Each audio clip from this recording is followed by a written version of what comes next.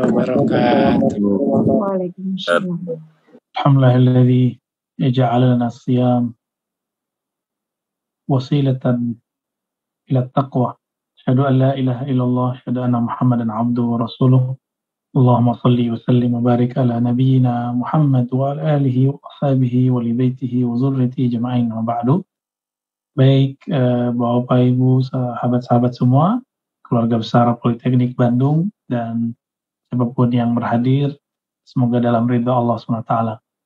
Ini kalau hitungan hisab sudah tanggal 27-nya sudah lewat, tapi yang ru'yat malam nanti insya Allah malam ke-27. Jangan sampai lewat ya. Hari ini hatinya jangan dibuat lelah. Jika emosi jangan tahan-tahanlah walaupun nggak berhasil yang hari-hari kemarin. Hari ini jangan ngomongin orang, jangan kesel. Kalau bisa doakan orang-orang yang kita anggap menyakiti atau menzolimi kita ya. Insya Allah kita akan bicarakan tentang hubungan ibadah puasa dan juga hari raya dengan etos kerja ya. Saya pikir-pikir ini ngambilnya dari mana? Tentu ngambilnya bukan dari laparnya dan hausnya ya. Ngambilnya bukan dari bilangan rokaat sholatnya tentunya, tapi kita akan ambil dari spirit yang ada dalam puasa. Insya Allah ini untuk kajian Zoom Ramadan ini yang ikhtitam, sekalian saya penutupan juga nih kajian Ramadan ini dalam kajian Zoom ya. Alhamdulillah kita diizinkan Allah untuk membedah beberapa kitab. Maka pada kajian ini saya akan sarikan etos kerja dan kaitannya dengan rahasia atau spirit berpuasa. Nah, kerja dalam bahasa Arab kan disebut bisa amal, bisa disebut mihna, bisa disebut fi'il ya. Berarti aktivitas. Kerja ini di dalam ajaran Islam tidak hanya kerja fisik. Maka ada beberapa jenis kerja dalam ajaran Islam. Nabi SAW dalam hadis yang sahih dan Bukhari ditanya, apakah amal yang paling mulia wahai Rasulullah? Lalu Rasulullah SAW mengatakan, al-imanu billah. Engkau percaya kepada Allah. Berdasarkan hadis ini, para ulama kita menerjemahkan bahwa pekerjaan iman yang ada pada kolbu itu adalah amal paling mulia.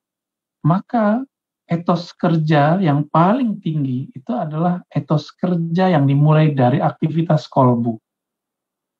Jadi orang-orang yang bekerjanya dimulainya dari dalam kolbu, itulah yang disebut mempunyai etos kerja yang tinggi. Ini yang pertama ya. Jadi Nabi ketika ditanya oleh sahabat tertentu, jadi ada sahabat yang pelit. Ditanya apa yang paling afdal wahai Rasulullah? Nabi mengatakan kamu bersedekah. Ada lagi yang sholatnya kurang bagus, sholatnya sering di luar jamnya, luar waktunya. Nabi mengatakan engkau sholat tepat waktunya, as-sholatu ala waktiha. Tapi dari semua riwayat itu yang paling relevan dengan lafaz amal yang paling tinggi menurut saya adalah amal qalbu. Ini juga yang dikatakan oleh Imam Ghazali, ini juga disampaikan oleh Imam Abu Thalib Al-Makki, bahwa amal yang paling kuat adalah amal yang bersumber dari dalam kolbu. Amal yang kerja yang adanya dari kolbu. Nabi pernah ditanya, kolbu ini kan kerjanya zikrullah. Ala bidzikrillahi tatma'innul qulub. Ketahuilah hanya dengan menyebut nama Allah, kolbu menjadi tenang. Nabi ditanya, wahai Rasulullah, apakah amal yang paling mulia di sisi Allah? Di riwayat Imam Tirmizi misalnya, lalu Nabi mengatakan zikrullah, mengingat Allah. Lalu sahabat bertanya lagi, apakah lebih mulia daripada jihad? Nabi mengatakan, betul, lebih mulia daripada jihad. Karena jihad itu baru fisik, sedangkan kolbu sudah masuk melawan yang tidak tampak. Berdasarkan ini bukan berarti jihad kita tinggalkan. Di riwayat yang lain Nabi mengatakan, orang yang berjihad dan dalam jihadnya dia berzikir kepada Allah. Itu gabungan dua keberkahan, dua kemuliaan tentu lebih tinggi. Nah, teman-teman dimakan Allah, kalau biar mudah saya coret-coret ya. Mungkin dari hostnya bantu saya untuk izinkan buka white screen, whiteboardnya. Jadi teman-teman, karena amal paling mulia itu adalah amal kolbu, lalu adakah kaitannya puasa itu dengan amal kolbu? Silakan Buya, bisa dicoba atau dari sini? Belum bisa ya. Belum Boleh bisa. bantu dari sana? Sebentar, ini option of screen.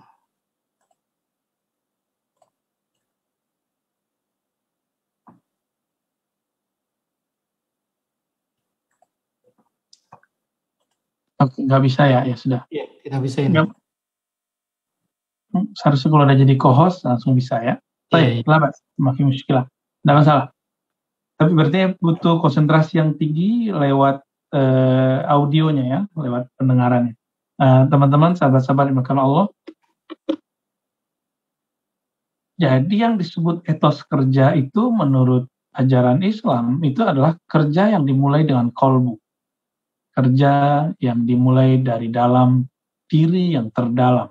Ya.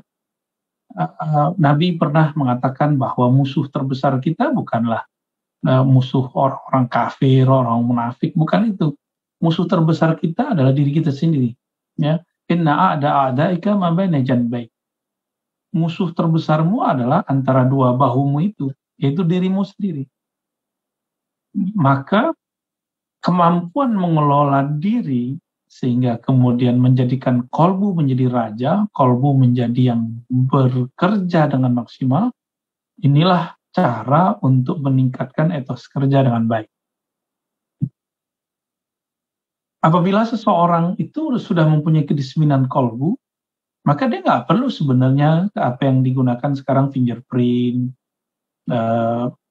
CCTV itu nggak perlu, laporan itu nggak perlu sebenarnya. Tapi karena manusia itu banyak lalainya, jahulan, zoluma, ya banyak, ada yang jahil, ada yang zalim, maka kemudian perlu ada sistem yang membuat dirinya kemudian terkooptasi, dipaksa untuk disiplin. Ya. Nah, dalam hal ini, teman-teman, sahabat-sahabat yang dimuliakan Allah, kita akan coba buka tentang hubungan kolbu ini dengan puasa. Saya sering menyebutkan selama puasa ini, riwayat Bukhari dan Muslim bahwa Nabi SAW bersabda, Allah berfirman, "As-siyamu li wa ana ajzi bih." Puasa itu milikku, akulah yang langsung membalasnya. Kalau sholat itu nggak langsung dibalas Allah. Kalau zakat tidak langsung Allah yang membalasi. Haji demikian juga, umroh, baca Quran segala macam. Tapi jika berpuasa maka Allah lah yang langsung membalas. Apa gerangan dalam puasa? Ada dua hal dalam puasa itu. Pertama, orang yang berpuasa melahirkan, ini ada nilai etos kerja di situ, yaitu nilai muraqabah. Muraqabah itu merasa dilirik, diawasi oleh Allah Subhanahu wa taala. Apabila seseorang, misalnya saya nih seorang dosen, lalu kalau tidak merasa diawasi, saya akan masuk suka-suka, saya akan ngajar suka-suka, dan mungkin absennya suka-suka. Tapi ketika saya ada sistem yang membuat saya harus laporan, harus ada fingerprint kehadiran, maka kemudian saya memaksimalkan pekerjaan itu. Ya. Tapi belum tentu saya menikmati, belum tentu itu dari hati. Ya, itu baru pengawasan secara fisik. Sedangkan kolbu, orang-orang yang berpuasa, kolbunya lah yang merasa diawasi oleh Allah SWT. Dan teman-teman, diawasi itu ada enak, ada tidak enak. Ya. Adakah sesuatu pengawasan itu yang nikmat? Ada. Kita kalau dilirik-lirik oleh orang yang kita suka, kita senang sekali.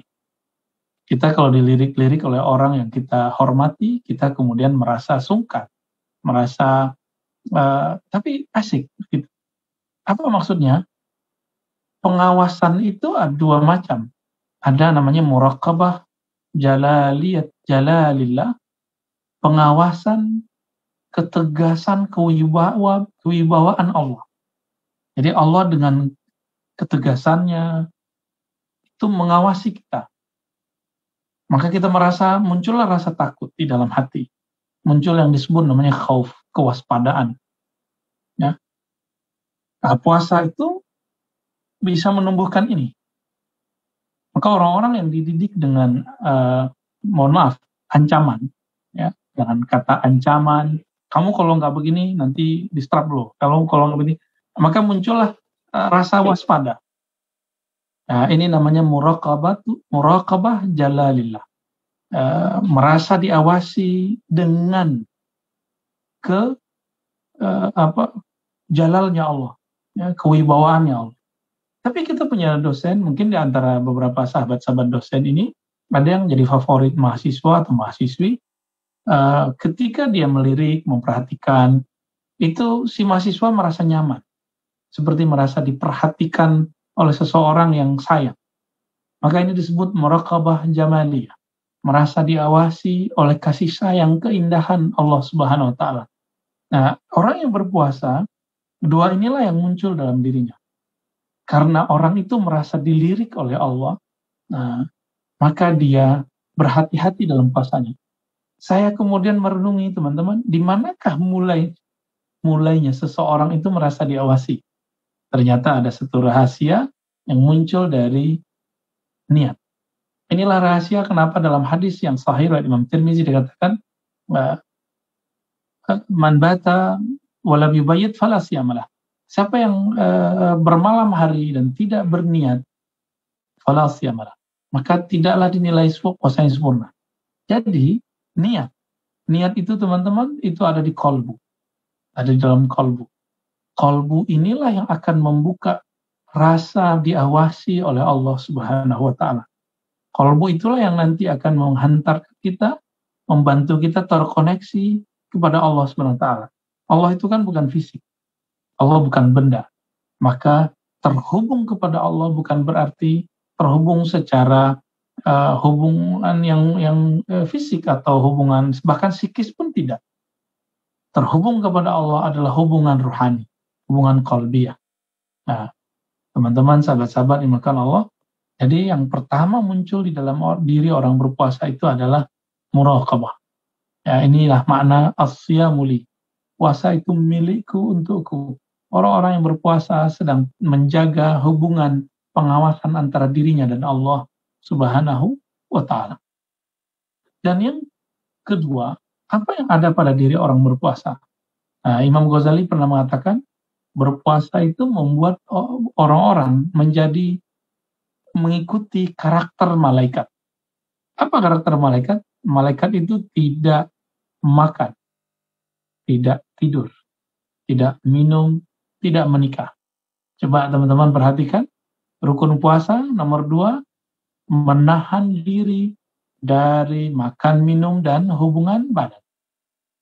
Apa artinya? Berpuasa itu sedang membuat kita bersenyawa dengan karakter malaikat.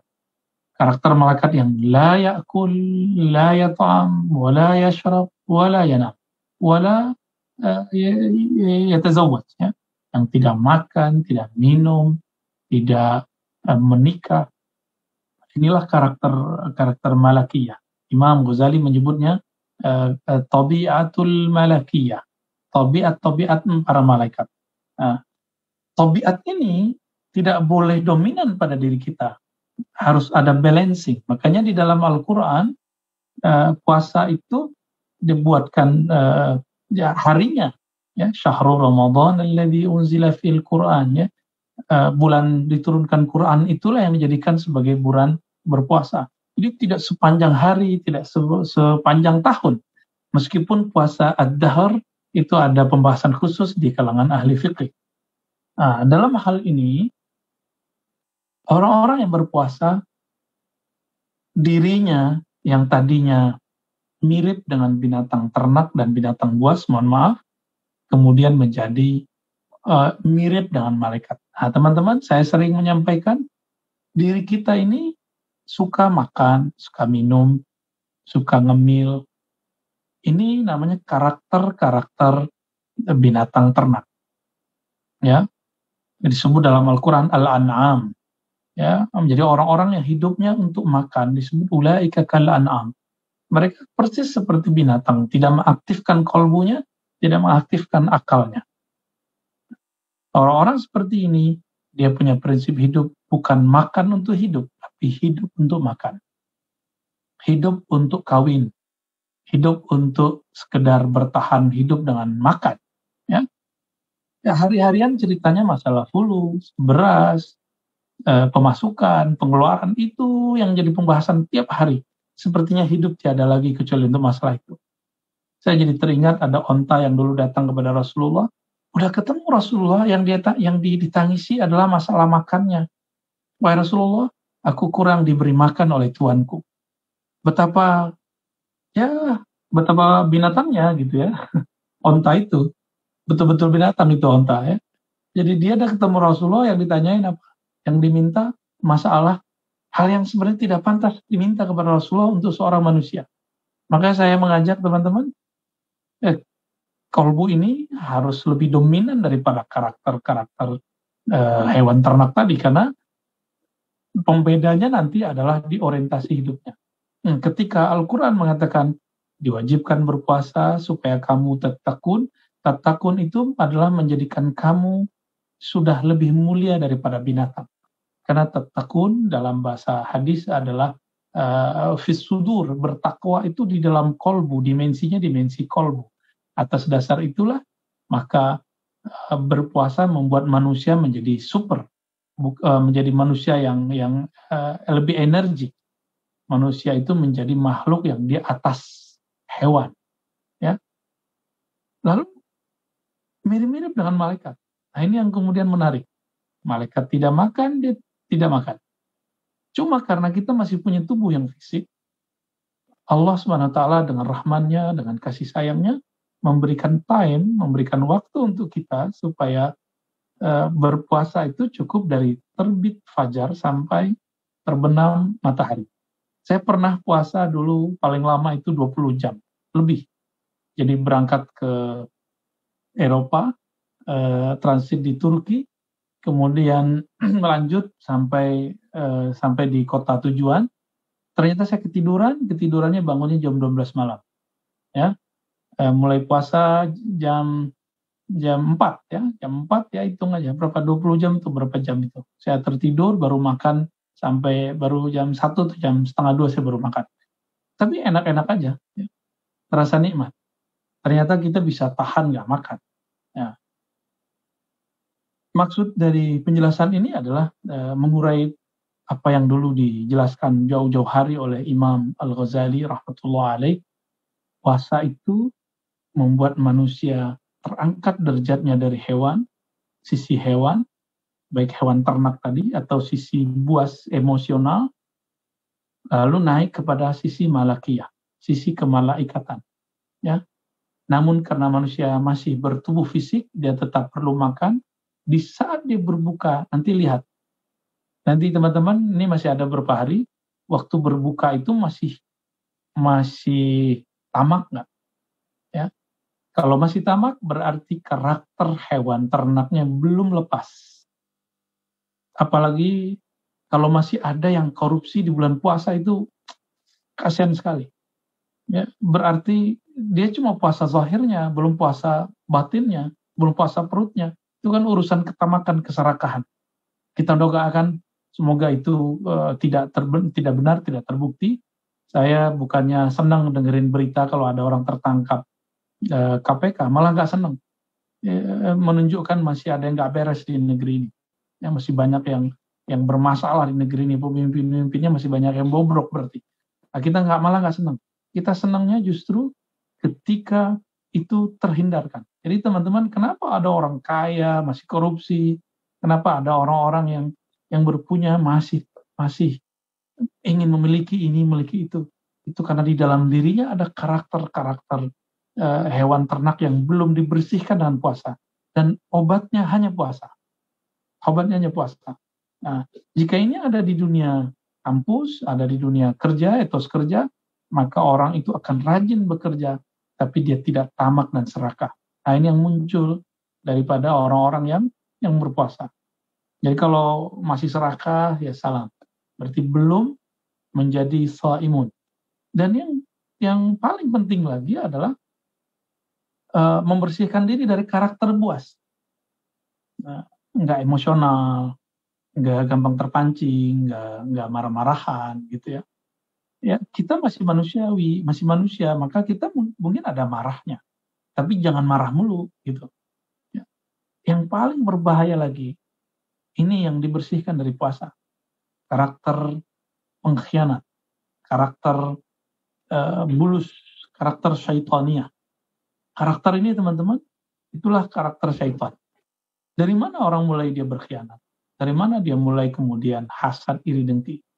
Itu disebabkan semuanya oleh satu sifat, yaitu aba wastakbara, istakbara, merasa dirinya besar, merasa dirinya seseorang, merasa dirinya seorang alim, merasa dirinya benar, merasa dirinya ahli zikir, merasa dirinya lebih ahli sunnah daripada yang lain. Nah, orang-orang seperti ini akan muncul karakter syaitaniah di dalam diri. Ya, maka jangan heran Imam Ghazali sering menyindir para ustadz di zamannya, para dai di zamannya, yang iri ketika ada orang yang hebat mirip dengan dia. Jadi Imam Ghazali itu mungkin mengalami sendiri ya. Ketika ada orang yang mampu membicarakan ilmu yang dia bicarakan, itu dianggap ngambil lapak dia. Gitu. Maka Imam Ghazali mengatakan, ketika engkau ingin membersihkan hasad dalam dirimu, maka jika ada orang yang mempunyai ilmu yang sama denganmu muncul, bersyukurlah kepada Allah dan katakan, Alhamdulillah ya Rabb, engkau telah meringankan tugas-tugasku. Ya, jadi kita kalau ada orang yang pintar, apalagi di dunia kampus nih, baik dosennya atau mahasiswanya, dosen itu kadang-kadang nggak terima temannya viral, dia nggak viral, ya. Temannya terkenal, dia nggak terkenal, temannya pintar, dia nggak pintar. Agak kurang serak dia dalam hatinya. Nah, kalau ada kesempatan untuk menyerang, kalau perlu diserang, gitu. Dikritik, kalau perlu dikritik, dipermalukan. Begitu juga mahasiswa sama. Nah, ini teman-teman, ini satu karakter yang hanya bisa dibersihkan dengan puasa, yaitu karakter syaitaniyah. Ya, makanya wajar karakter syaitaniyah ini muncul di dalam diri manusia, bahkan manusia itu sudah menjadi syaitan. Ya, jika ada ulaika kal an'am, mereka seperti binatang ternak, ada yang disebut kalb seperti anjing yang karakternya buas, ada yang seperti jin atau syaitan. Bukankah kita sering membaca akhir dari surat dalam Al-Quran bahwa Allah mengajarkan agar kita berlindung dari was-was. Was-was ini muncul dari syaitan, namanya khannas. Khannas itu namanya syaitan. Syaitan ini bisa mengalir di dalam tubuh jin dan tubuhnya manusia. Jin bertubuh halus, kita bertubuh kasar. Minal jinnati wan nas.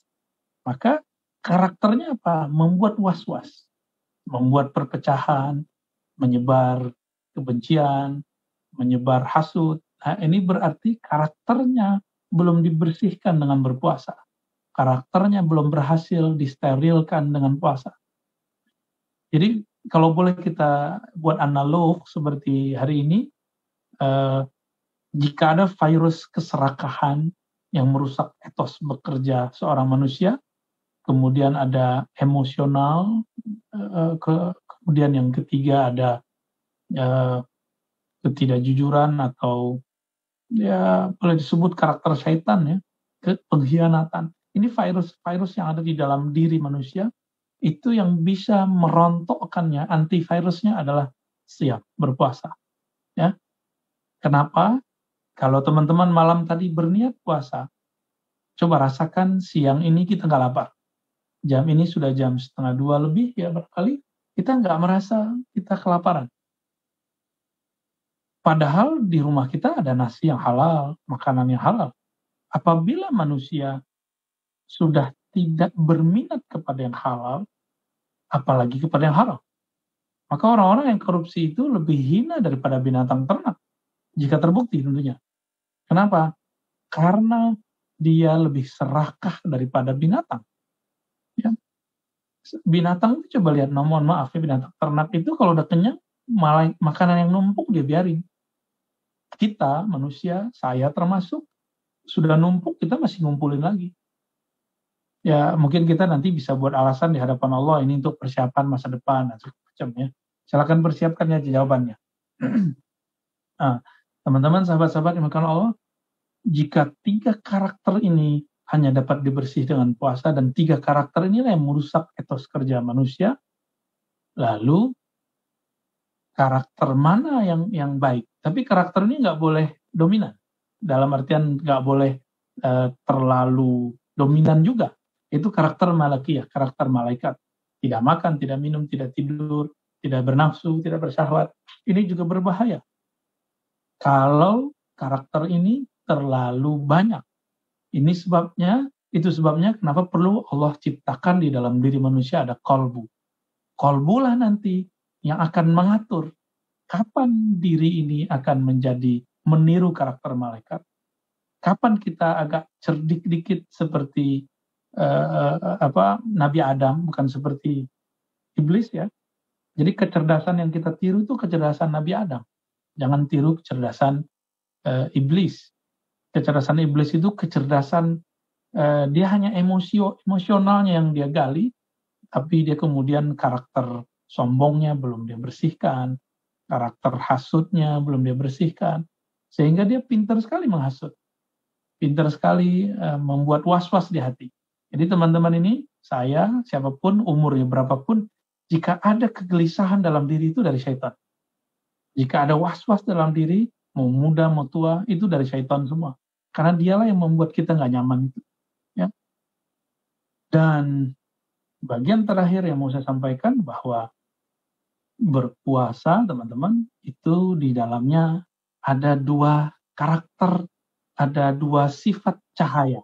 Saya nyebutnya, kalau tadi yang 3 itu gelap, malaikatnya terang, ini ada prinsip daripada sifat-sifat yang muncul dari berpuasa.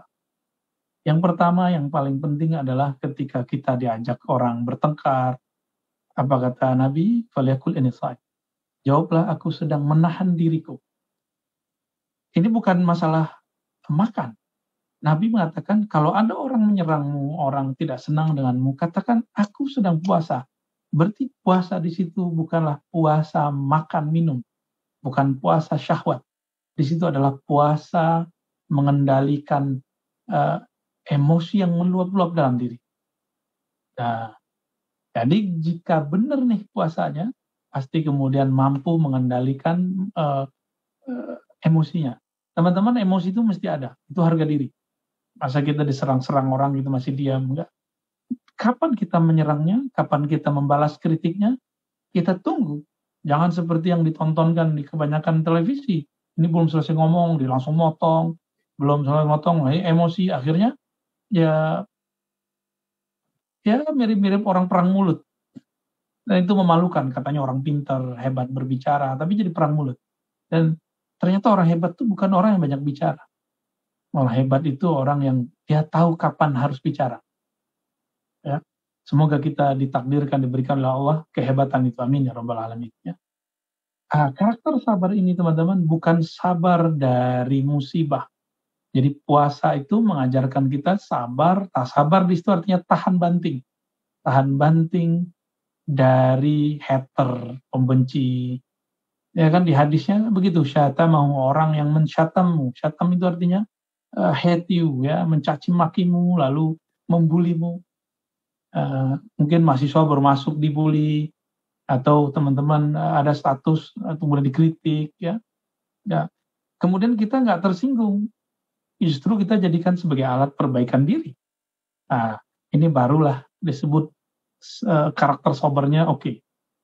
Iman itu 2 aja, sabar, syukur. Di dalam puasa ada kesabaran, yaitu kesabaran emosional, kesabaran tidak mengambil yang halal apalagi yang haram. Ya, kesabaran untuk tidak berkhianat, kesabaran untuk tidak menjadikan diri kita satu derajat dengan binatang-binatang ternak ataupun buas. Nah, ada karakter yang kedua yang muncul, itu karakter syukur. Syukur itu artinya suka berterima kasih. Ada orang yang sering baca alhamdulillah, alhamdulillah, tapi dia tidak berterima kasih kepada Allah dan tidak suka berterima kasih kepada makhluk.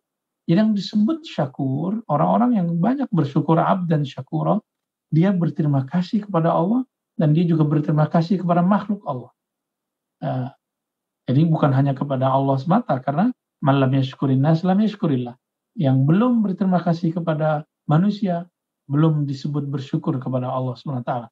Dan teman-teman, betapa indahnya, nikmatnya berpuasa beberapa jam, lalu kita meneguk air yang sangat sejuk sekali. Di saat meneguk satu tegukan itu, disitulah muncul rasa syukur. Maka kalau berbuka itu tenang-tenang, jangan kulusak-kulusuk, jangan kemudian balas dendam seperti yang dilakukan bocah-bocah kecil. Ya. Kita ketika berbuka, berbukalah dengan makom syukur. Berpuasa pada makom sabar, sedangkan berbuka dengan makom syukur. Inilah yang dikatakan oleh Rasulullah SAW, "Lis-shaimi farhatani." Bagi orang yang berpuasa, farhatan, ada dua happiness, dua kebahagiaan. Yang pertama ketika dia berbuka atau hari raya, dan yang kedua ketika bertemu Allah Subhanahu wa taala. Dan teman-teman, sahabat-sahabat milikkan Allah, jika kita simpulkan, puasa itu karakter yang muncul di dalamnya adalah karakter sabar, syukur, menghilangkan keserakahan, mengatur emosi, menyembuhkan penyakit hipokrit, kemunafikan dalam diri, dan memunculkan sifat wara' seperti malaikat. Inilah yang akan membantu memaksimalkan kerja seseorang, etos kerja seseorang, sehingga dia bekerja tidak lagi hanya untuk tuannya, tapi dia bekerja karena Allah, sang pemilik alam semesta. Barangkali itu, Ustaz Wawai, saya kembalikan ya. Wallahu a'lam bishawab. Baik, terima kasih Buya. Ini kaget, sudah selesai, lagi asik menyimak sebenarnya. Baik, Bapak dan Ibu, kami mohon maaf ada sedikit kendala tadi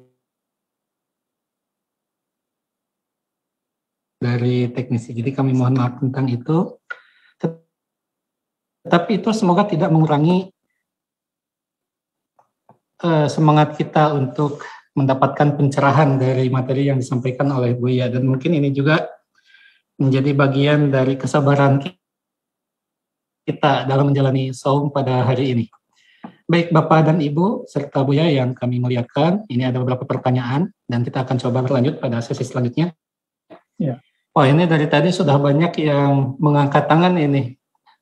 Banyak yang tidak sabar.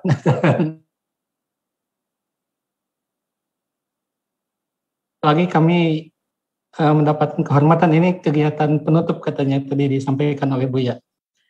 Dan Buya kami juga sampaikan tanggal ini itu ternyata adalah tanggal ulang tahun Polban atau Disnatalis Polban ke-43. Jadi kami perkenalkan Bapak dan Ibu, Politeknik Negeri Bandung ini adalah salah satu politeknik tertua di Indonesia. Dulunya kami merupakan, tetapi kemudian 1997 kami berpisah dari ITB dan kemudian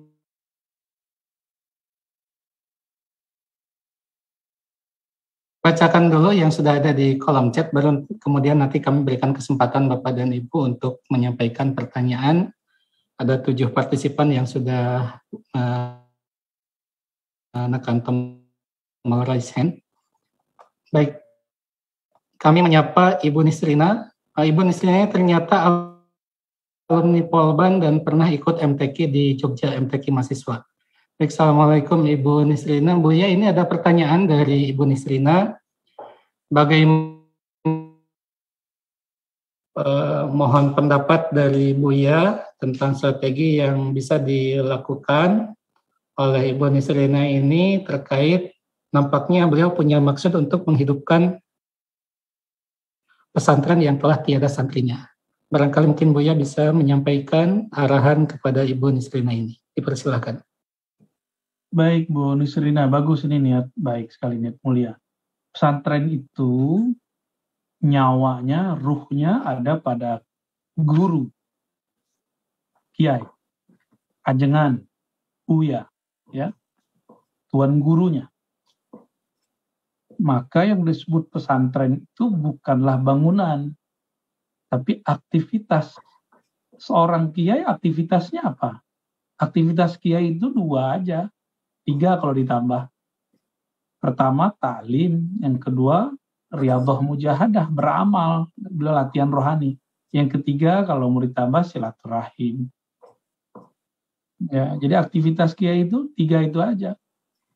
Ya, ngajar, ngajar ini satu paket dengan menulis, satu paket dengan berkarya, dengan membaca. Karena seseorang yang mengajar ya pasti baca dulu ya. Teman-teman insan para dosen pasti pembaca ya. Alhamdulillah saya hobi juga membaca sampai sekarang nggak lepas, alhamdulillah ya. Dan nikmat sekali membaca itu, kayaknya udah jadi istri pertama deh ya. Lebih lama, lebih banyak megang kitabnya kita daripada megang istri. Ya. Kalau dosen, kalau ingin menjadi dosen yang menarik ya sama, yang kalau berbicara itu mahasiswanya puas gitu. Ya, harus banyak baca, walaupun dosen itu nggak perlu punya retorika tinggi. Mahasiswa nggak butuh orang yang retorika yang bagus. Mahasiswa butuhnya referensi yang kuat, analisa yang mantap. Barangkali itu. Kemudian teman-teman,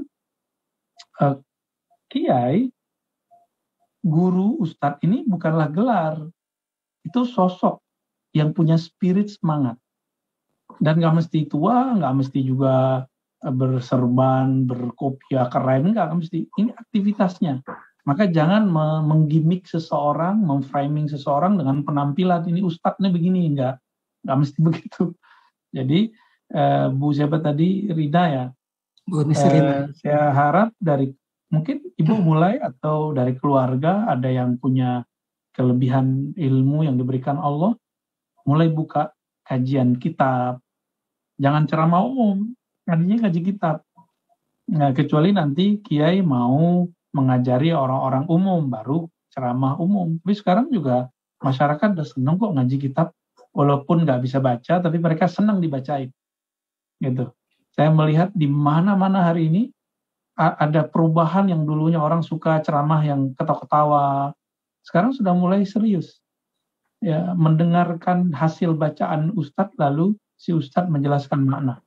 Nah, jadi nggak lagi bermain di retorika yang terlalu dibuat-buat, tapi lebih kepada nilai, ya, value yang dia dapat ketika dia ngaji.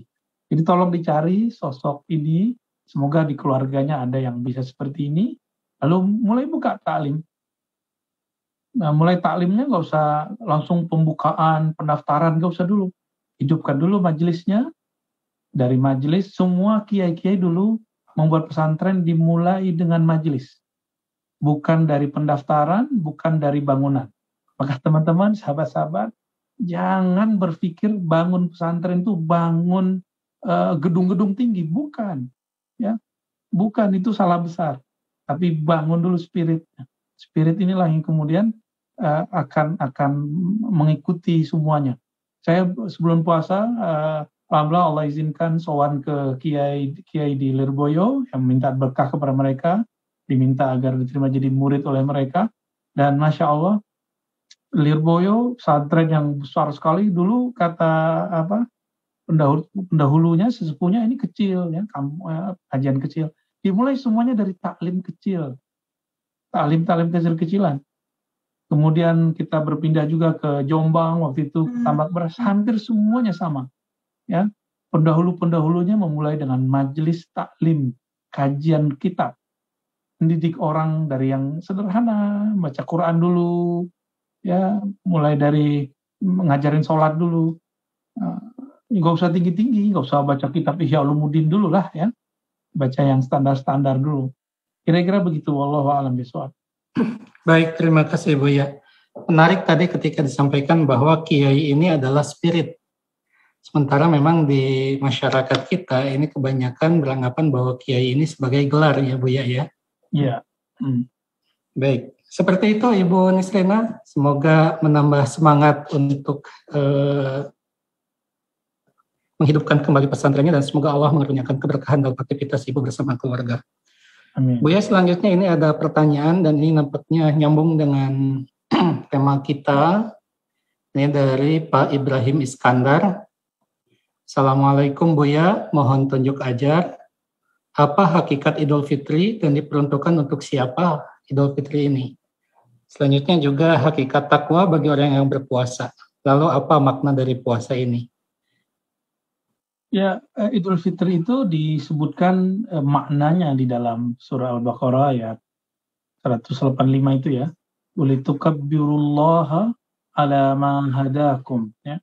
Supaya engkau membesarkan, mentakbirkan nama Allah sesuai dengan yang telah Dia tunjukkan kepadamu. Apa artinya? Bahwa Idul Fitr adalah hari kembali membesarkan Allah, bahwa kita merayakan kemenangan melawan diri.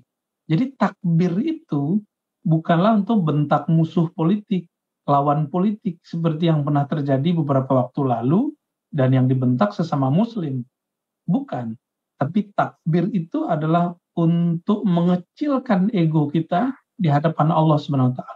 Ya, saya mendengar ada seorang habib di luar sana itu ketika mendengar kabar murid-muridnya sedang berlatih fisik untuk menjadi tentara akhir zaman.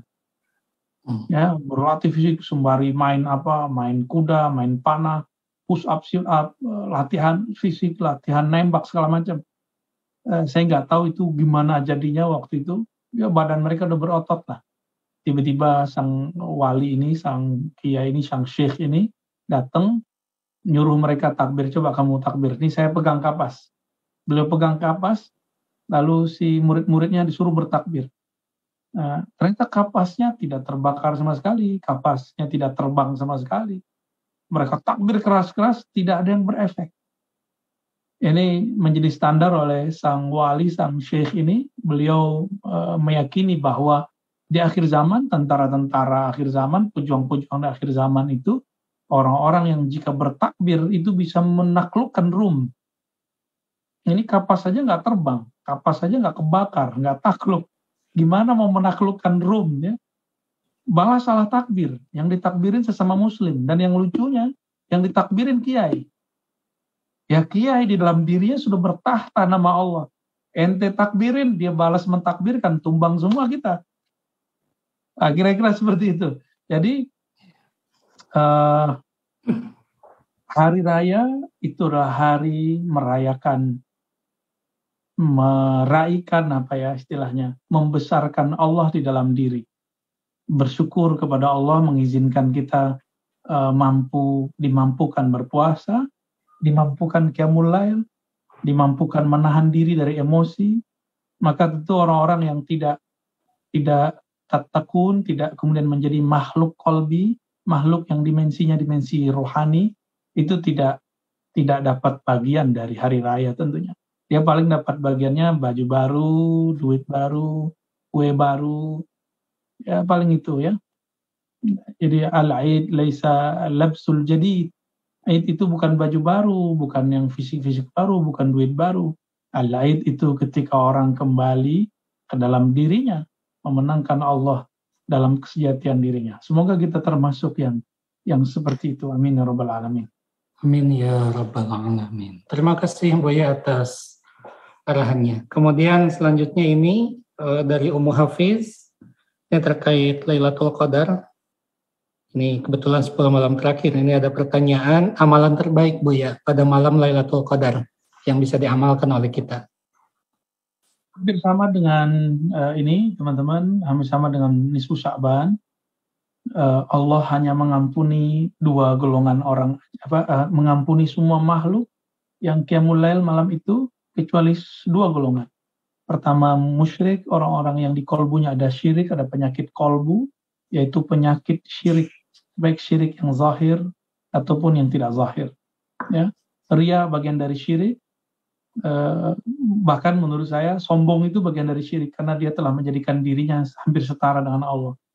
Dan yang kedua adalah musyahin, orang-orang yang di dalam dirinya ada pertengkaran, memutus silaturahim, kasih sayang dengan makhluk Allah.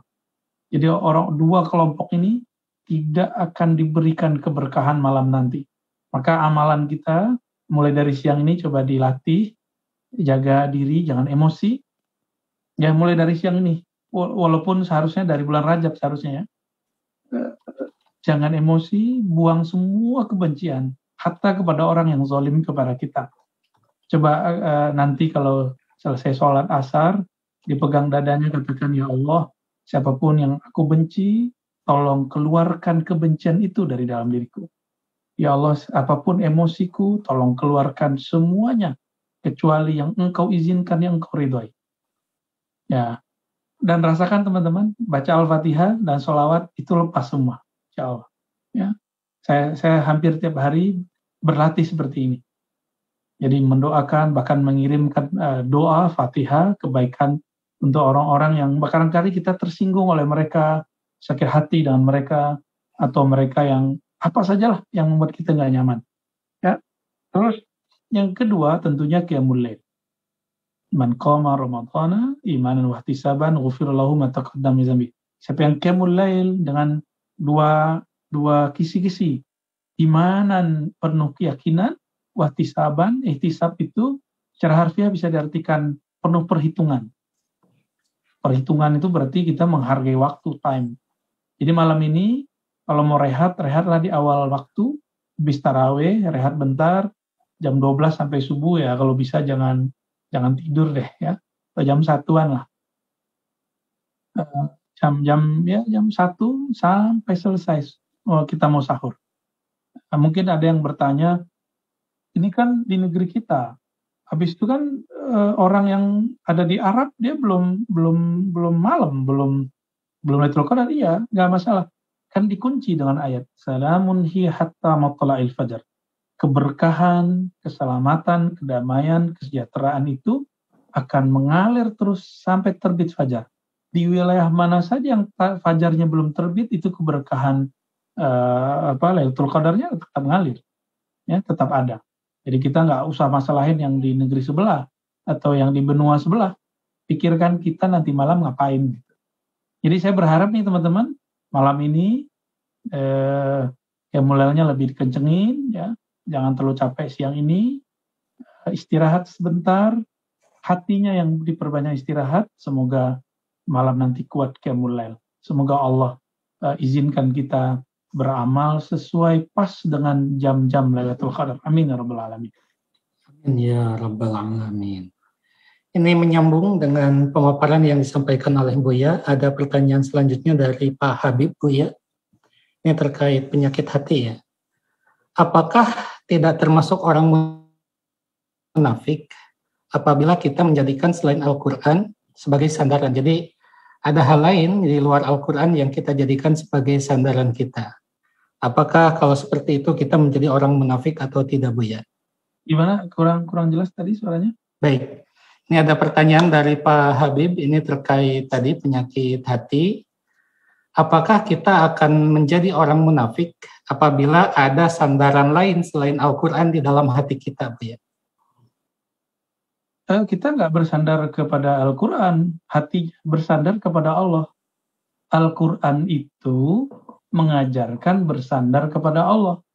Ya, bahasanya diluruskan ya. Kalau di Quran dikatakan tawakkalu 'alal hayyil ladzi la yamut. Bertawakallah, berserah dirilah kepada Allah yang Maha hidup dan tidak pernah mati. Jadi kepada zat yang menurunkan Quran. Kalau Quran nanti yang dibayangin mushaf, lembaran nanti ya. Gitu. Jadi kita bersandar kepadanya. Inilah makna as-samad. Oh ya, saya lupa tadi menyampaikan, Imam Ghazali mengatakan puncak dari puasa itu melahirkan karakter bersandar kepada as-samad.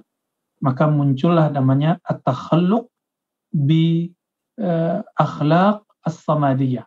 Berakhlak dengan karakter as-samadiyah. Apa arti as-samadiyah?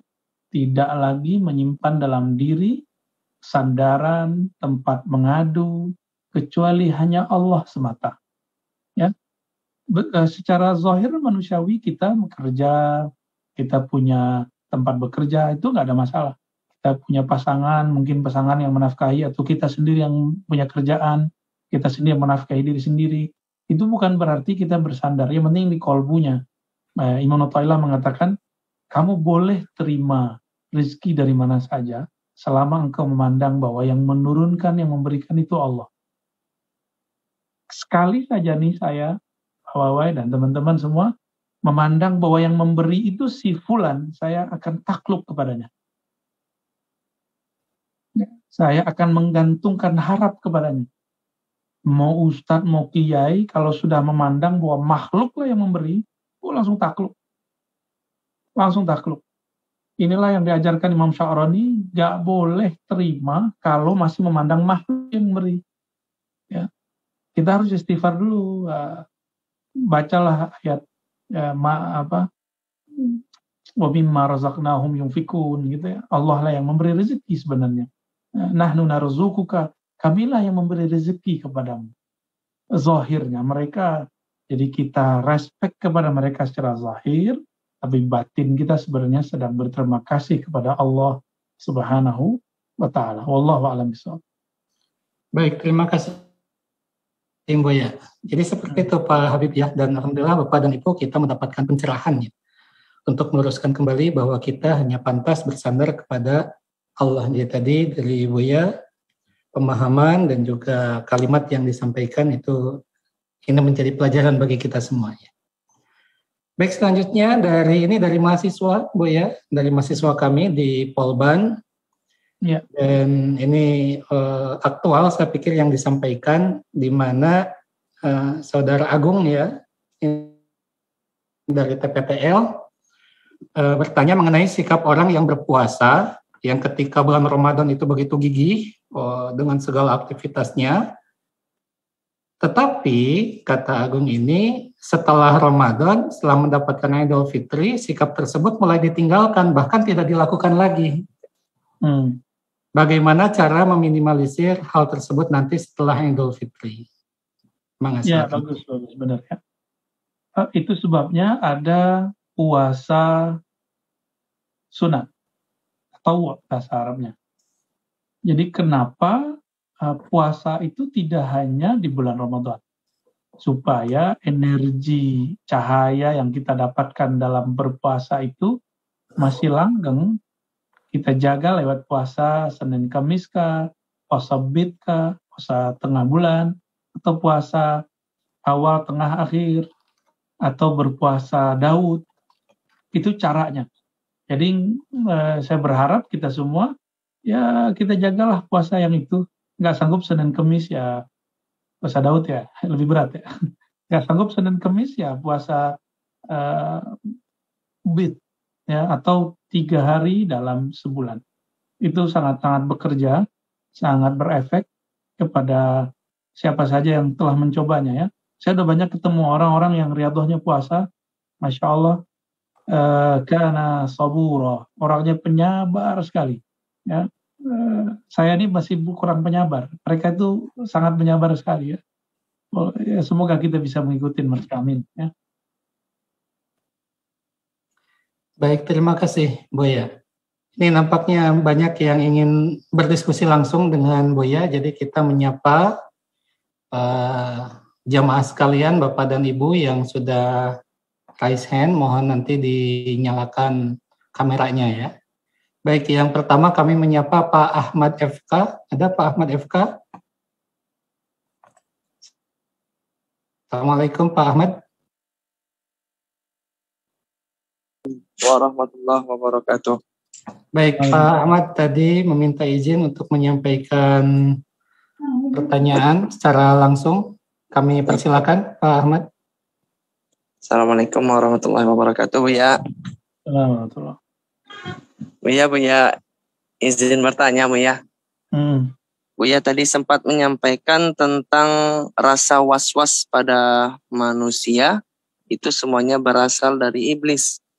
Nah, pertanyaannya Buya, bagaimana cara mengatasi was-was pada seorang wanita yang sangat-sangat berlebihan Buya?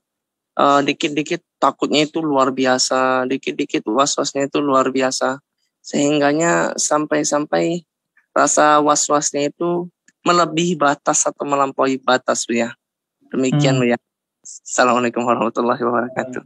Kalau untuk Bang Ahmad nih dinikahin aja ya. Ya, ketika ada orang was-was, penyakitnya rata-rata ini penyakit psikis ya, udah masuk ke penyakit kolbu, itu rata-rata disebabkan karena kurang menghayati ilmu yang paling basic. Paling basic dalam hidup kita dua aja, auzubillah sama bismillah. Benar nggak? Auzubillah itu pembersihan, bismillah itu maju dengan kemantapan. Nah, jadi ketika kita baca auzubillah, berarti kita sedang menanggalkan selain diri kita, lalu hanya kembali kepada Allah. Nah, karena yang berlindung itu adalah kolbu, sebenarnya kolbu yang berlindung. Tubuh ini nggak mungkin berlindung lepas dari syaitan. Di tubuh kita ada darah, selama ada darah, ada iblis, ada syaitan di sana. Maka yang bisa dinetralkan cuma kolbu. Ya. Tapi kalau kolbu tidak dinetralkan, maka lewat jalur darah inilah syaitan mewaswaskan diri kita. Jadi waswas itu masuknya lewat energi yang ada di darah itu, yang mana syaitan yajri majrad dam. Syaitan mengalir di setiap darah. Nah, terus yang kedua, bismillah. Jadi kalau mau makan, jangan lupa basmalah. Ini ilmu paling basic. Dari kecil kita lupa. Saya ketemu seorang guru dulu waktu saya masih sangat muda sekali. Beliau mau gerak, mau ngeminum, mau makan, mau tidur, tidak pernah lepas dari lafaz basmalah. Dari duduk ke berdiri, bismillah. Ketika berdiri mau duduk, bismillah. Apalagi mau makan, makannya sedikit. Setiap kali mau ngambil, bismillah. Dalam hatinya, bismillah. Coba amalkan dua ini untuk orang-orang yang sedang mengalami was-was yang dahsyat. Auzubillah dan bismillah. Auzubillah itulah ruqyah yang paling dahsyat. Nggak ada lagi ruqyah yang terhebat melainkan lafaz auzubillah minasyaitonir ya. Barangkali itu wallahu a'lam bishawab. Baik, terima kasih Buya. Ini selanjutnya dari tadi sudah mengangkat tangan Pak Ibrahim Iskandar. Kami persilakan Pak Ibrahim. Terima kasih host atau moderator. Assalamualaikum warahmatullahi wabarakatuh. Yang kami muliakan dan kami ikrami Dr. Abuya Razi Hashim. Ya. Sebelumnya terima kasih atas segala tunjuk ajaran dan mohon maaf bila terkadang lancang. Kami ingin menyambung pertanyaan yang tadi kami tulis di komentar itu Bu ya. Kita mungkin mohon maaf ya kalau agak belepotan, saya masih dalam kondisi stroke. Kita mungkin sering Bu ya, mungkin setiap tahun mungkin kita berpuasa. Khususnya saya pribadi Bu ya, saya pribadi berpuasa, kemudian kita melewati Idul Fitri dan sebagainya. Dalam akal saya, pikiran saya, sempat saya bercerita tentang, tadi juga sudah banyak bacakan, ada satu tayangan Kalimantan itu aja mengatakan bahwa bukanlah Idul Fitri itu bukanlah baju yang baru, tapi Idul Fitri itu apa kembali atau jiwa yang baru. Yang ingin saya tanyakan Bu ya, karena ditanya, apa sebenarnya makna Idul Fitri itu untuk kita, dan apakah bisa kita rasakan kepada diri kita? Kemudian diperuntukkan untuk siapa saja? Karena kalau kita boleh iri, kalau saya pribadi iri dengki, ternyata di sekitar saya ada orang yang tidak berpuasa, tapi dia merasakan Idul Fitri itu lebih senang dari dia. Bagaimana kami yang sementara kami yang berpuasa ini kadang-kadang Bu ya, bukan kadang-kadang, mungkin kami tidak merasakan nikmatnya Idul Fitri seperti mereka yang tidak berpuasa, tapi mereka diberikan Allah rezeki dan sebagainya itu. Dalam artian intinya pada saat itu saya memberi iri dengki dan buruk sangka kepada Allah SWT. Sekali itu yang saya alami. Itu bagaimana satu untuk mengatasi itu Bu ya. Kemudian apakah memang saya yang salah atau bagaimana Bu ya, itu seperti itu. Mohon maaf, terima kasih itu juga Bu ya. Ya. Assalamualaikum warahmatullahi wabarakatuh. Assalamualaikum. Kok puasa masih iri gitu ya? Sehingga wajar nggak nih dapat hari raya? Ya justru karena kita masih ada karakter manusiawi, iri itu sebenarnya normal jika dia positif. Nabi mengatakan, la hasada illa fitnatain. Tidak boleh iri kecuali dua hal. Yang pertama, iri kepada orang yang diberikan ilmu Alkitab, diberikan ilmu menghafal, ilmu memahami kitabullah, yang dia kemudian membacanya, mengajarkannya, mentransfernya siang dan malam. Ya, siang itu menunjukkan bahwa dia bekerja profesional, digaji, itu dalam terjemahan lain. Malam itu berarti senyap, dia mungkin tidak digaji, dia berkhidmah. Ini dalam bahasa pemaknaan majazi ya. Jadi ana al-lail wa ana ar-nahar. Malam itu berarti dalam khidmatnya. Dia tidak digaji, tapi dia tetap berbuat. Sedangkan an-nahar dia profesional seperti orang-orang biasa. Dan yang kedua, iri kepada orang yang diberikan harta. Ya, rajulun atahullahu mala, ya. Allah seseorang yang Allah berikan harta, kita nggak boleh iri sama orang ini kecuali jika dia melakukan satu hal. Ya. Dia menginfakkannya fisabilillah di jalan Allah siang ataupun malam. Siang itu berarti dia beramal secara zahir, kelihatan, dilaporkan orang, disebut dermawan. Malam berarti dia bersedekah, berinfak secara senyap, secara diam-diam. Ya, jadi memang dibolehkan Pak Ibrahim iri, tapi hanya kepada dua orang ini. Di luar itu tidak boleh iri. Dan irinya bukan iri yang negatif. Iri ingin seperti mereka. Dalam bahasa Arab disebut ghibtah. Ya, jadi jangan lagi iri sama orang samping yang tidak berpuasa terus dia kaya. Itu nggak ada urusannya. Nggak ada urusan dengan puasa kita. Banyak kok teman saya puasa kaya-kaya. Jadi puasa itu nggak ada urusannya sama kaya. Ya, kaya itu nggak ada urusannya dia itu muslim atau nggak muslim. Nggak ada urusannya. Kaya itu urusannya dia rajin kerja apa enggak. Dia rajin ngambil kesempatan atau enggak. Dia profesional atau tidak. Itu aja. Jadi jangan gagal fokus. Kok ada ya orang Islam terus susah? Enggak, itu yang antum kenal. Saya banyak kok ketemu orang Islam hidupnya senang. Ya.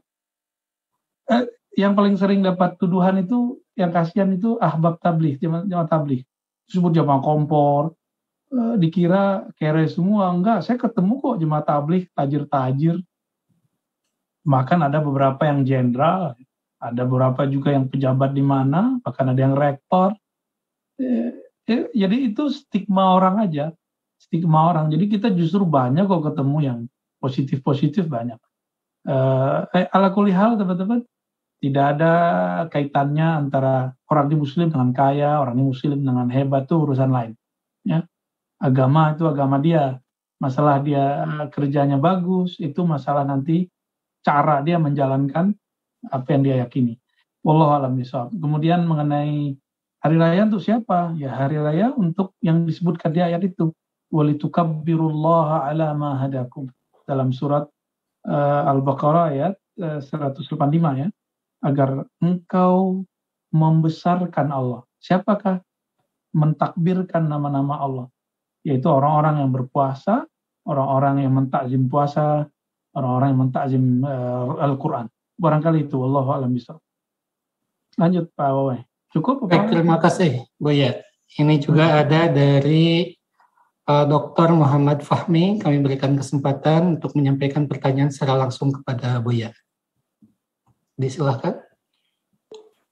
Baik, Assalamualaikum warahmatullahi wabarakatuh. Izin Buya, saya cuma ingin bertanya dua. Yang pertama, boleh nggak sih kita hitung-hitungan sama Allah? Dalam arti seperti ini. Nanti ada habis puasa kan kita disuruh untuk berpuasa 6 hari berturut-turut.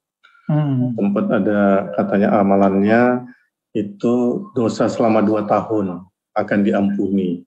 Itu seolah-olah kita hitungan sama apakah kita berpuasa dengan dasar itu seperti apa, Buya. Yang kedua, terkait masalah sedekah senyap yang tadi Buya sampaikan. Sekarang ini kan lagi tren orang berbagi dengan di expose di medsos. Nah, saya sempat dapat informasi dari guru juga ini Buya, bahwa kalau bersedekah itu harusnya sama dengan filosofi Kalau yang sedekah tangan kanan, tangan kiri nggak tahu. Nah, kalau kita bersedekah dengan sengaja diekspos, katanya kita akan tidak mendapatkan pahala. Mohon pencerahannya, Buya. Assalamualaikum warahmatullahi wabarakatuh. Assalamualaikum warahmatullahi wabarakatuh.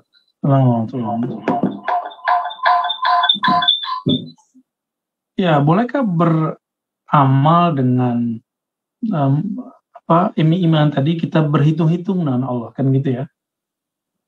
Berhitung-hitung itu adalah cara Allah, cara Rasulullah untuk memberikan motivasi. Dalam bahasa Arab disebut dengan targhib.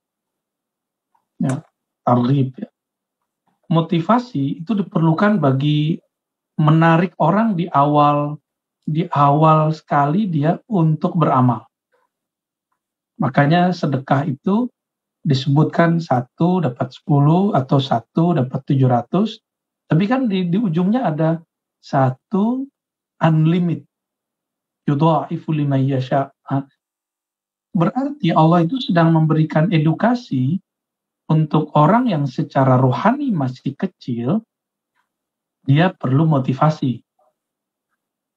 Beramal ini, kamu dapat ini. Nanti ikhlasnya nambah. Ikhlasnya naik. Dia mencari nilai kualitas. Maka kalau sholat dapat 27.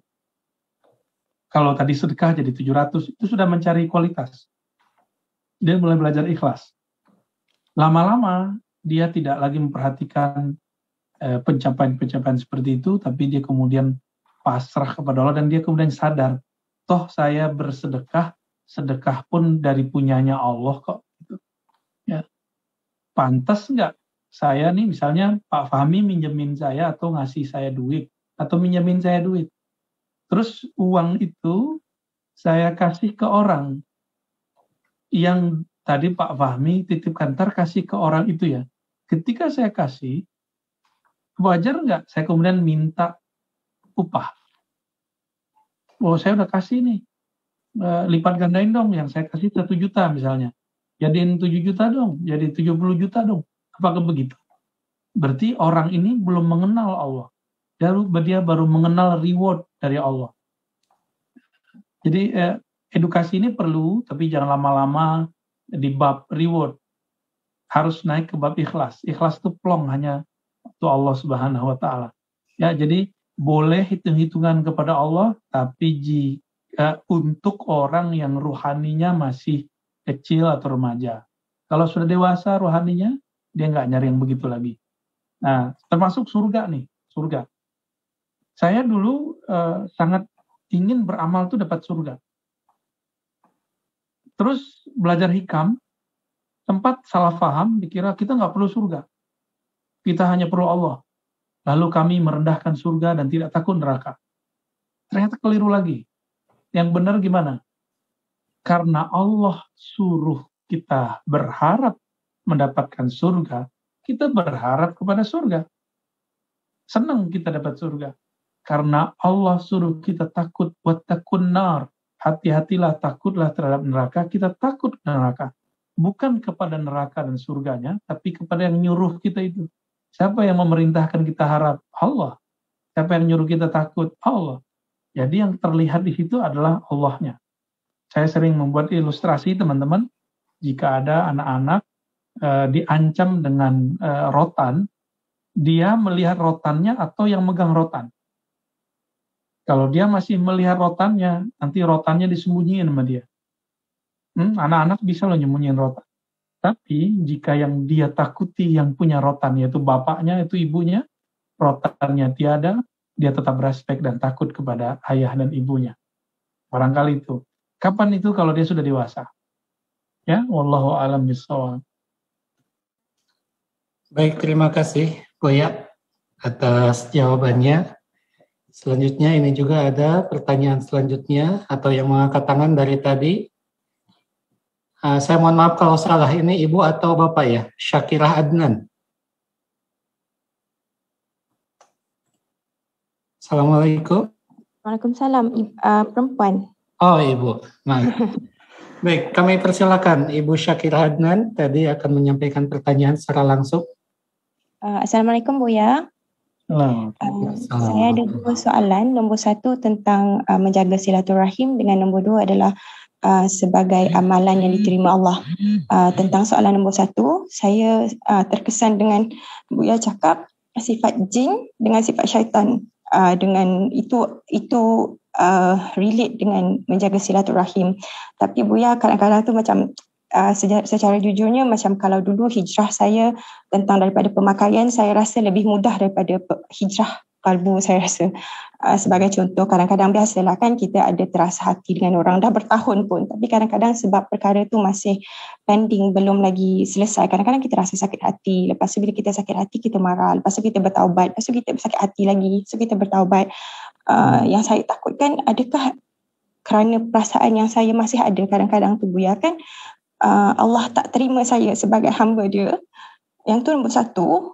Nombor dua Buya, kadang-kadang kalau saya beramal tu, saya pernah juga terdengar Buya, kalau saya salah Buya minta Buya betulkannya. Buya kata pernah sekali tu, kalau ciri-ciri amalan yang Allah tak terima, kita rasa gelisah.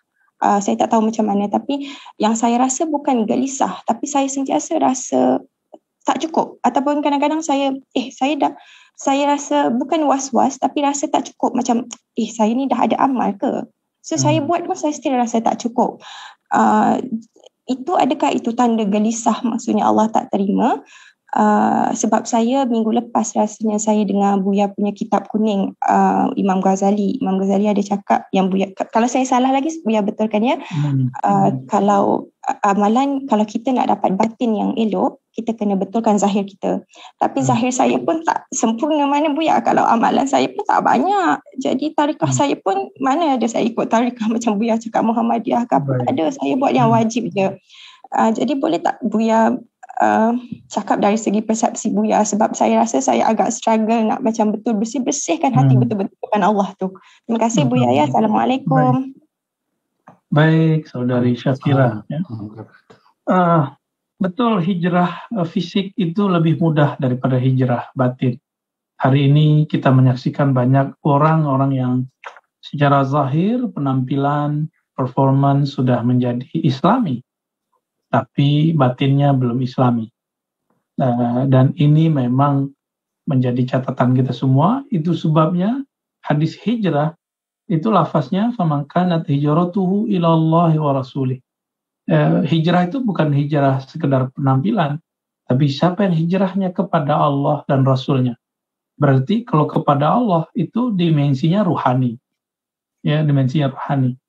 Dan hijrah rohani sangat memerlukan pembimbing rohani, seorang syekh, mursyid, guru. Bergurulah kepada banyak syekh yang dia mendidik rohani, tidak hanya lagi mendidik penampilan zahir semata, tidak hanya berkonsentrasi dalam bab fikih semata, tapi sudah masuk kepada latihan-latihan rohani. Ya, kami biasanya dahulu sering berlatih zikir, namanya zikir khafi, zikir qalbu, ya. Khairu dzikri ma khafi, sebaik-baik zikir yang lembut, yang ada di qalbu. Karena masalahnya ada di dalam qalbu, maka yang dizikirkan adalah qalbu. Jadi carilah mursyid di sana, di negeri jiran yang dia mengajarkan zikir-zikir qalbiyah. Tapi jangan hanya zikir semata, harus ada taklimnya, ada tarbiyahnya. Dan kitab yang paling saya rekomendasikan adalah Ihya Ulumuddin dan Hikam, ya. Jadi kalau ada tuan guru di sana yang mengajarkan Hikam dan Ihya Ulumuddin, hadirlah di majelis-majelisnya, ikuti petuah-petuahnya. Karena dua kitab inilah yang paling jelas, paling kuat, paling teratur, terutama Ihya Ulumuddin sangat-sangat sistematis sekali dalam mendiagnosa penyakit kolbu, lalu mencari penyebabnya dan mencarikan jalan keluarnya. Dan memang seharusnya kita tidak boleh merasa hati kita bersih. Jadi sebenarnya sudah pas, sudah benar, sudah oke. Jangan pernah merasa diri kita sudah soleha. Pertahankan rasa itu sehingga kita ingin mencari terus. Bahkan kalaupun kita sudah mati, pencarian rohani kita akan berlanjut. Ya, orang yang meninggal tidak langsung ketemu Allah. Ya, dia ditanya dulu oleh oleh imigrasi barzakh, ya. Ada malaikat mungkar, nakir, pertanyaannya macam-macam. Jadi harus mulai belajar zikir kolbu, ya. Dan zikir kolbu biasanya ada di torikot-torikot mu'tabarah seperti Naqsyabandiyah, Samaniyah, Syaziliyah juga ada. Hampir semua torikot itu ada. Silakan dipelajari ya. Itu paling cepat untuk membersihkan kolbu. Jadi kalau orang tidak masuk ke zikir ini, tidak akan ada kesembuhan kolbu. Ya. Baik. Terus tidak merasa gelisah, tapi merasa tidak cukup, betul. Ya. Seharusnya kita ketika selesai satu ibadah, kita merasa tidak sempurna. Inilah rahasianya kenapa ba'da sholat, selesai kita baca Assalamualaikum kanan dan kiri, kita kemudian istighfar. Istighfar ini menunjukkan bahwa ya Allah, ya Rabb, sholatku tidak sempurna. Namun Engkau Maha Pengampun, tolong ampunilah sholatku. Jadi orang-orang yang sudah menjadi salik ini orang yang menempuh jalan kepada Allah, dia tidak lagi menuntut Allah atas amalannya, tapi dia justru memandang, ya Allah, amalku begini mana pantas menuntut Engkau. Kira-kira begitu ya. Wallahu a'lam bishawab. Gimana Pak Wai, cukup atau ada? Terima kasih Buya. Ini nampaknya kalau ditanya masih ada, sangat banyak Buya. Ya.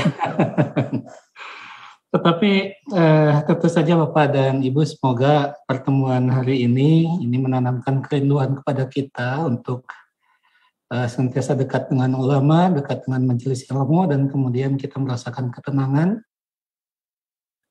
spiritualitas kita diguyur dengan ilmu dan juga hikmah. Bapak dan Ibu yang dirahmati oleh Allah serta anak-anakku mahasiswa Politeknik Negeri Bandung, rasanya memang 1,5 jam ini tidak cukup ya Buya ya, dan inginnya berlama-lama, tetapi kalau berlama-lama juga malah menjadi biarlah ini kemudian menimbulkan kerinduan kepada kita untuk kembali bertemu pada kesempatan yang lainnya. Dan insya Allah di Politeknik Negeri Bandung sendiri, di DKM Luqmanul Hakim ini akan menyelenggarakan pengajian dan memang rutin bulanan. Insya Allah nanti informasi-informasi lebih lanjut akan kami sebarkan kemudian. Yang kami muliakan Buya, kami ucapkan terima kasih. Ini ada yang sedikit maksa, mohon maaf Buya. Diizinkan tidak ya Buya ya? Ini dari keluarga besar Polban ini. Ada Ya. Ada yang bertanya ini. Dan ini mungkin sebagai pertanyaan penutup saja. Di sini dari Pak Iwan Sanusi, ini menyampaikan ini saja, bukan pertanyaan nampaknya ini. Beliau menulis, kami memandang bahwa Buya adalah ulama besar, cendekiawan muslim dan muda, serta menjadi inspirasi bagi kami dengan keilmuan dan akhlak. Kiranya, kata Pak Iwan, Buya dapat membagikan pengalaman termasuk riyadhah, sehingga dapat diikuti oleh jamaah. Barangkali seperti itu Buya. Oh, panjang itu. Satu saja teman-teman, amalan saya selalu berdoa semoga Allah membersihkan hati saya. Itu yang doa yang saya sampaikan di awal Ramadan. Ramadan ini, Allahumma inni as'aluka salamatas sadar. Ya Allah, bimbing aku memohon kepadamu keselamatan atau kebersihan hati. Cuma itu yang sering saya minta setiap hari, setiap saat, itu yang saya minta. Mau orang di luar bagaimana, tapi kan yang tahu isi hati kita dan Allah. Jadi saya nggak perlu penilaian orang, saya nggak perlu penilaian teman saya, apalagi musuh saya hanya perlu penilaian Allah Subhanahu Wa Taala. Karena yang Allah lah yang yanzuru ila qulubikum. Karena Allah selalu mandang ke dalam kolbu, jadi saya harus memoles kolbu setiap hari. Kolbu punya wajah, mari kita poles wajah kita, wajah kolbu setiap hari. Dengan cara apa? Kosmetiknya bernama Al-Asmaul Husna. Jadi membaca Asmaul Husna, menghayati maknanya, lalu bertakhalluk dengannya, meniru mana yang pantas ditiru, bertakluk, bergantung, berharap kepadanya, pada nama yang kita mesti berharap kepadanya.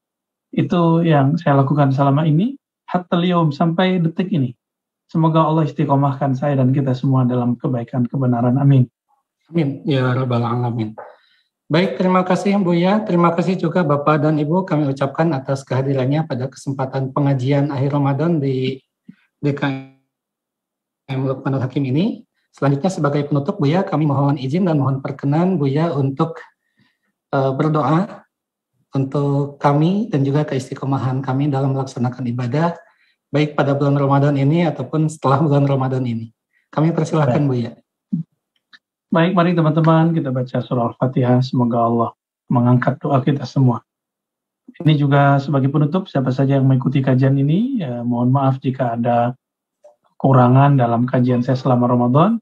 Dan terima kasih yang dapat kesempatan Polban ya. Semoga diberkahi Allah Subhanahu wa taala, Universitas Politeknik Bandung dan teman-teman semua yang berhadir, yang join ataupun yang masih berhalangan. Semoga Allah meluruskan hati kita semua di jalannya. Al-Fatihah. Bismillahirrahmanirrahim.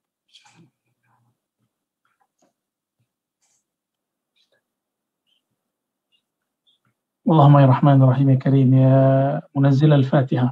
Ya Allah yang menurunkan surah Al-Fatihah. Iftah qulubana bima'rifatik. Ya Allah, bukakan hati kami dengan mengenal nama-namamu, mengenal perbuatanmu, mengenal campur tanganmu, mengenal keindahan-keindahanmu. Allahumma afriq. Ya Allah, limpahkan ke dalam kalbu kami sabra, kesabaran, wal ikhlas, ya, dan keikhlasan. Allahumma zayyinna bi jamalik.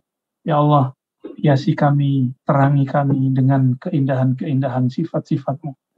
Allahumma imla' qulubana bil yaqin. Ya Allah, penuhi kalbu kami dengan keyakinan sehingga kami bersungguh-sungguh dalam menjalani hidup kami sebagai hamba kepadamu. Sehingga kami jujur dan bekerja, kami sungguh-sungguh dalam mencapai sesuatu yang kami niatkan. Allahumma ya Allah, ya muqallibal qulubah yang membolak-balik hati. Jika engkau merubah hati kami, jika engkau hendak mengarahkan hati kami, maka ubahlah, arahkanlah kepada hal-hal yang lebih mengenalkan kami kepada engkau. Allahumma ya Allah, ighfir lana fi istighfarna. Ya Allah, ampuni kami karena tidak sungguh-sungguh dalam bertaubat dan beristighfar. Ampuni kami karena belum ikhlas dalam beramal. Ampuni kami karena belum bersungguh-sungguh dalam berdoa. Ampuni kami karena belum bersungguh-sungguh dalam bermunajat kepada Engkau. Allahumma rabbana atina fid dunya hasanah wa fil akhirati hasanah wa qina adzabannar wa waffiqna ya rabbana bi lailatul qadar bi rahmatika ya arhamar rahimin. Wa sallallahu ala nabiyina Muhammad alhamdulillahirabbil alamin. Mohon izin semua. Assalamualaikum warahmatullahi wabarakatuh. Salam.